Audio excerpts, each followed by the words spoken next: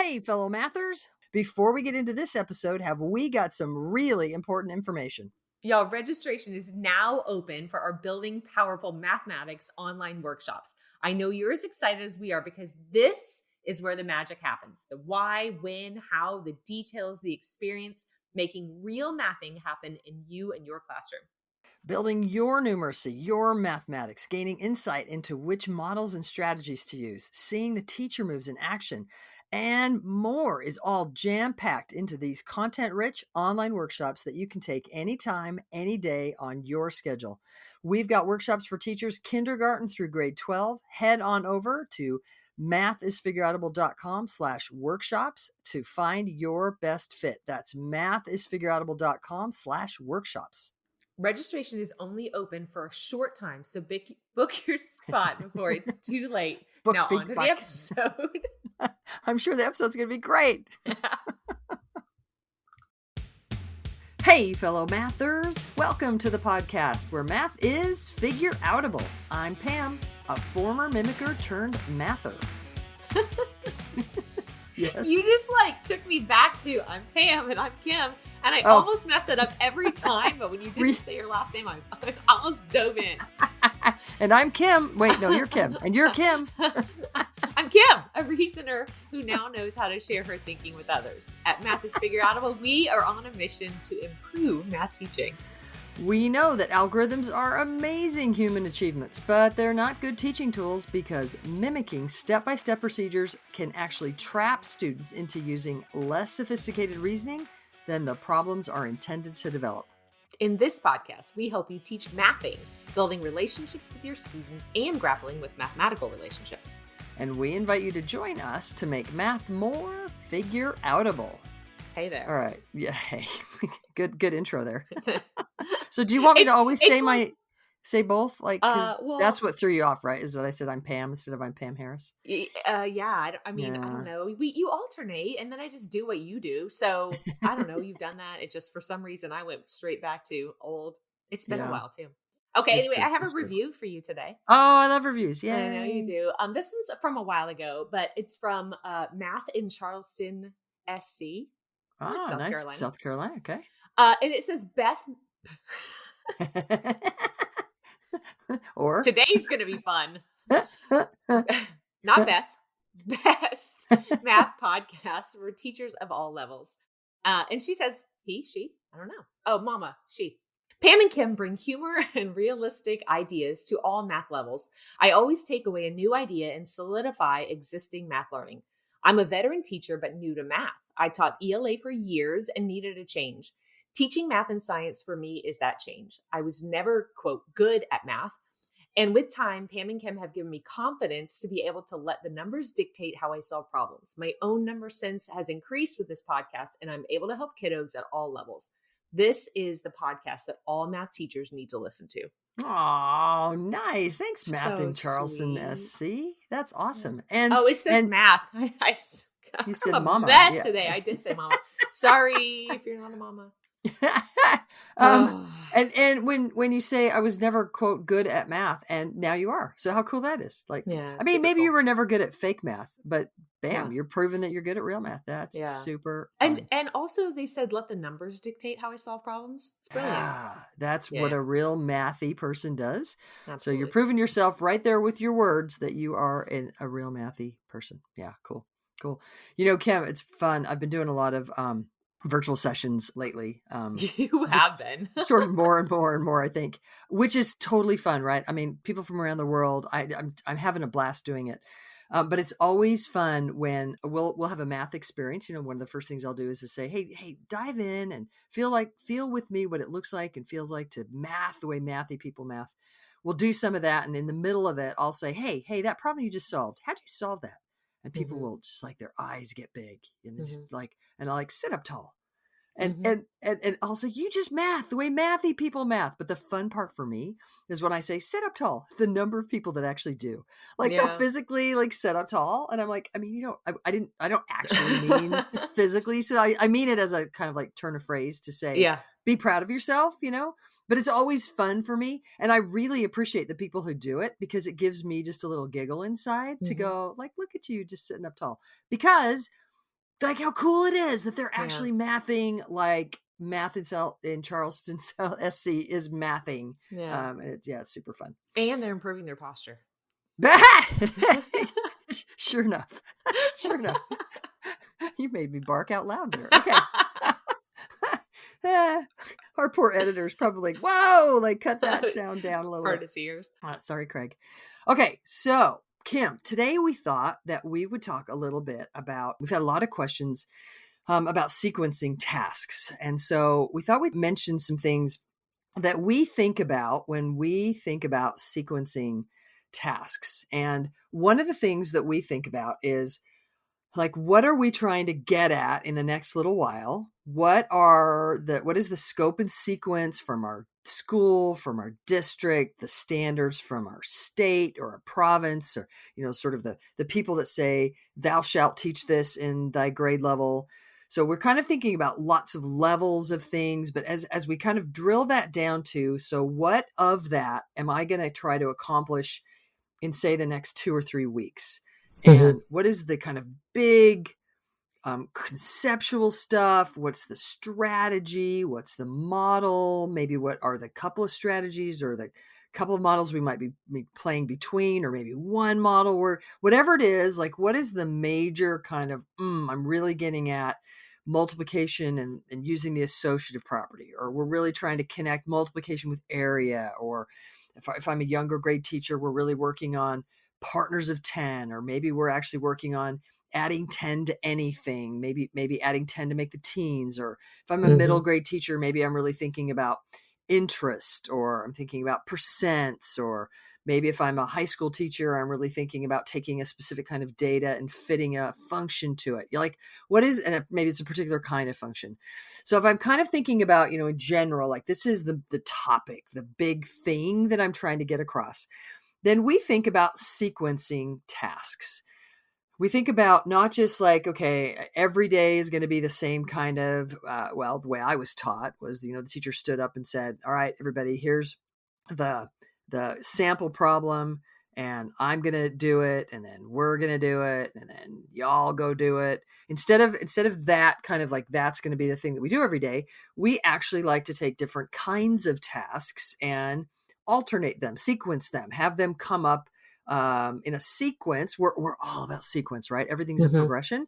So we really think about that sequencing. And one of our favorite ways to sequence tasks is to think about those big major things that we're trying to accomplish, and say, let's just choose 2 weeks. And in that 2 weeks, what are some big kind of, or I don't even have to say big, what are some messier, well, maybe I'll just say this. What are tasks that aren't instructional routines? So they could be a big big Mishy. messy rich. I was saying messy and rich at the same time. They could be a big messy rich task. They could be a tighter, not so messy, not so rich, but just a task where kids are kind of grappling with some things. They could even be a game. It could be some things that are getting ideas percolating, getting kids to mess around with things, getting kids to really dive into kind of that big thing.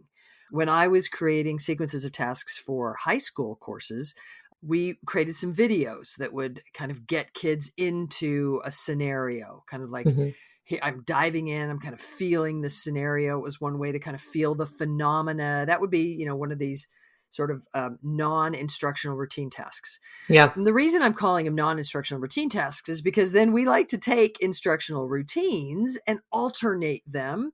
Think about, could I do an instructional routine? If I think about this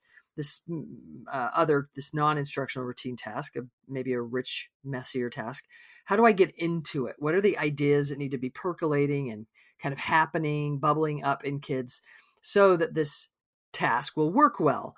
And often, maybe most often, that's a problem string. We say, let's do this problem string so that we get those ideas percolating, get them kind of happening in class, and bam, then now we can do this kind of richer, messier task that gets at those bigger ideas. And then we think to ourselves, how can I get out of that? Like if it is a task where kids are grappling with those bigger concepts, those conceptual things that are happening, then we're going to admit that we didn't actually cinch something that was happening in there. We might have cinched it kinda, but we don't like to cinch things all at once, right? We like to give kids multiple experiences. So what could be an instructional routine that we could follow that task with that could help cinch one of those strategies maybe, or make the model a little bit more clear, or even take one of the big ideas that was happening and kind of refine it.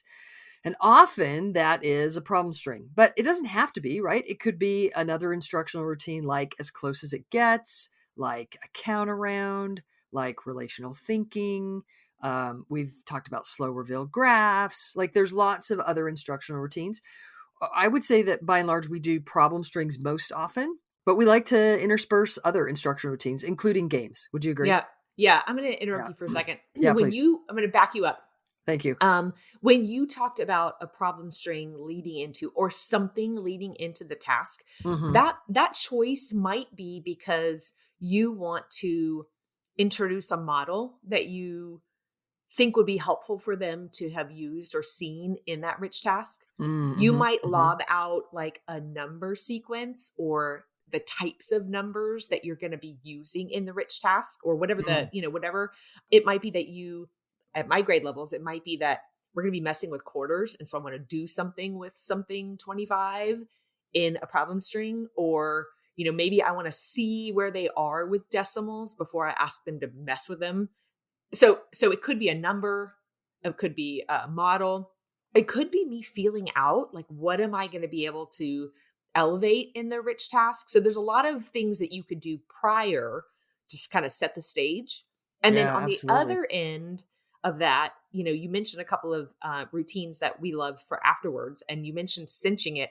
It's also might be a choice that you make to give kids a chance to have some fluency with the idea. They're grappling with it. You maybe have a congress and you've had some conversation about it, but then they get to apply it in some way that Mm-hmm. isn't, like, you've mastered it, we can move on. They still get to mess with it a little bit more afterwards.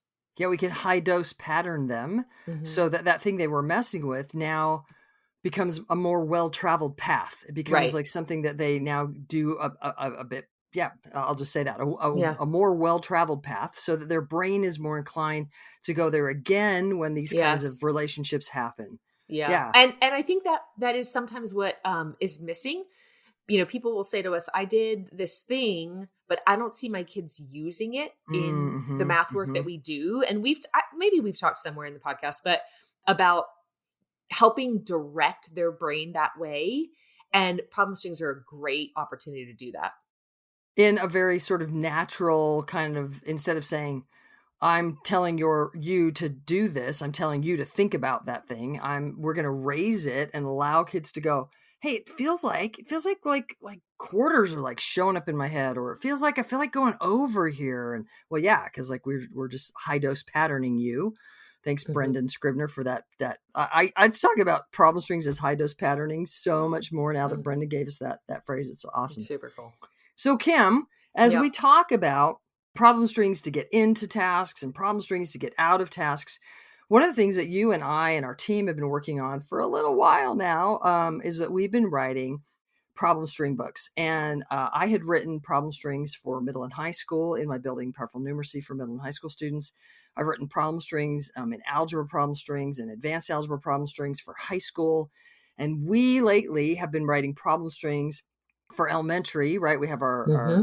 we'll have K-5 books out. And I'm sure when people are listening to the podcast, but soon we'll have books for every grade level that can have problem strings to do that work. Well, as we've been working on those, we've had a lot of teachers say to us, hey, but what about those things in the middle? You keep saying the problem string helps you get into that task and helps you get out of that task. What about those tasks? Kim, I just took a Yeah. deep breath. We We would can like finally we share can share, we why can share, everything yeah. takes a little bit longer. Our lives are full of Mhm. amazing, important things. And one of the things that our lives have been full with lately is that we have been working with Hand to Mind on an amazing product that is called Foundations for Strategies Small Group Lessons. And I love that the tagline underneath it is Cultivating Mathematical Reasoners Through Purposefully Sequenced Lessons.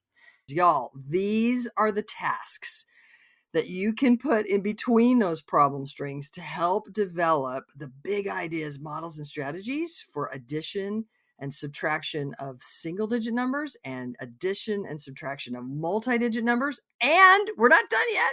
Multiplication and division of single digit numbers and multiplication and division of multi-digit numbers. We are so excited to tell you that this product is on its way. We're working on it hot and heavy. It is going to be, well, it has been announced, and we've just announced it here. It will be available for pre-order on the Hand to Mind website. It'll be in stock in early 2025. So we'll be talking to a lot of people about this in the upcoming time, but we're super, super excited about giving you some tasks to help cultivate mathematical reasoners. Woo! Yeah. We are These are very going to be excited. really fantastic. Sometimes people ask, I've got a problem string. I'm really excited about that. I know what to do with problem strings, but what about the rest of my class time? Exactly. And this is going to be super helpful for people to read. They're easy to read. It's a I don't know, 2-page lesson, and it's got some Mhm. great. I hope that you'll hear the Math is Figure Outable voice in those lessons, because the same language that you're going to get from here on the podcast and in problem string books, they're just going to be really great to connect. Yeah, and some other things that you'll recognize as you look at these four. So there's 4 kits. Mm-hmm. Each of them has a book full of lessons, and then it comes with the necessary manipulatives to help you do that. You'll see the developing mathematical reasoning is all over. Like, how do you Yep. get kids from counting strategies to additive thinking? How do you get them from additive thinking to multiplicative thinking? How do you get them to more sophisticated additive thinking and addition and Yep. subtraction, Mm-hmm. and more sophisticated multiplicative thinking and multiplication and division? Yep. Totally help there. Yeah, go ahead. Yeah, you'll see the models that you're used to seeing here. Mm-hmm. I'm super excited about one of the books Pam wrote about building a number line, which is it's Mm, fantastic. There's some really nice, rich groundwork lessons, mm-hmm. and you're going to see all the models, right? Younger grades, you're going to see some number racks and Reckon uh, Rex, yep, number and number lines. lines. You're also going to see arrays and ratio tables for Hmm. multiplication. So you'll see the models that we promote, like we actually use them. You're Hmm. going to see the strategies when we say that there are major relationships that lead to major strategies, and really there's only a small set of major strategies. Bam, that is like the product is literally called Foundational Math Strategies, and it is those foundational strategies that we help you really get started in students.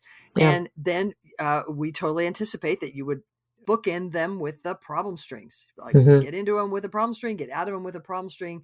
Super. This is our answer to the question that we've been getting so often of, like, all right, Pam, we've been hearing that problem strings bookend these tasks. Where are those tasks? Well, y'all, here we go.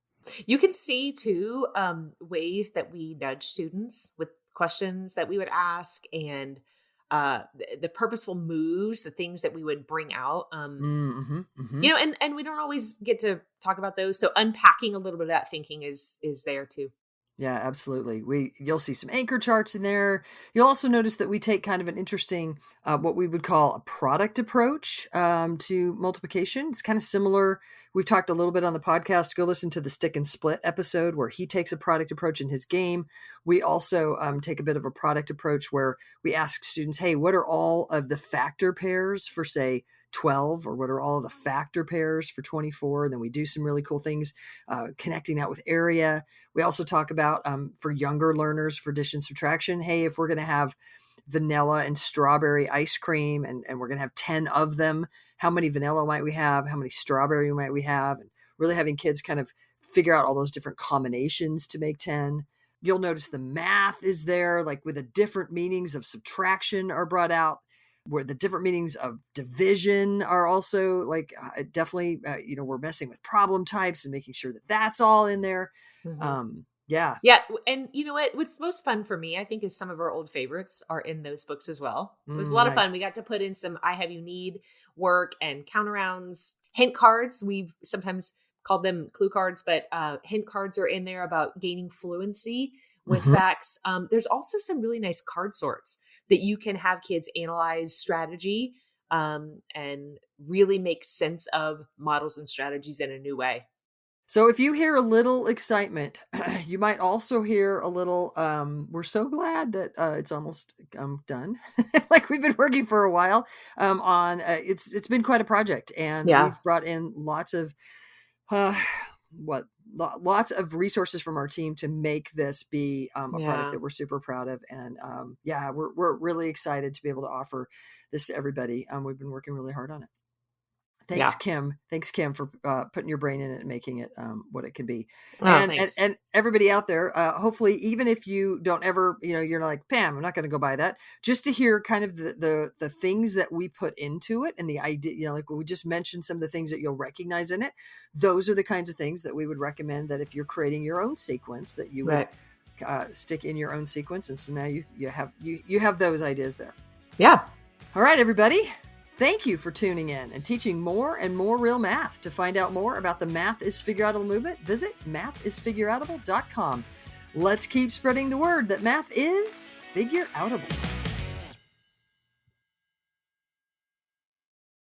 Thank you for listening and making math more figureoutable. If you missed it, registration is currently open for our Building Powerful Mathematics workshops. Registration only opens 3 times a year. In these workshops is where you will find and learn all the things that you need to make math more figure outable. Find details at mathisfigureoutable.com/workshops. Hey, K-12 educators, we have a workshop for you. Build your numeracy, build your mathematics, learn the teacher moves, equip yourself with the knowledge you need to have students naturally engaged in their learning. No matter what grade level you teach, we have a targeted workshop for you. And you can find the best workshop for you at mathisfigureoutable.com/workshops. Let's change the world together and make math more and more figure outable.